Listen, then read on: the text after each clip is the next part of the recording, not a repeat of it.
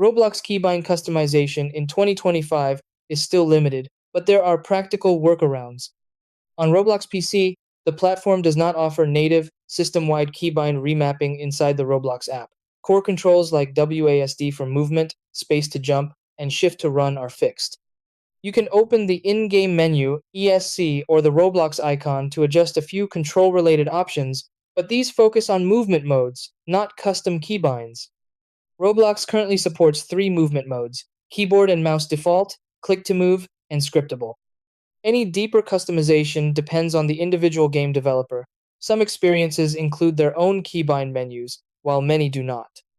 On Xbox, players have more flexibility by remapping buttons through Xbox system settings, allowing custom controller profiles that work with Roblox.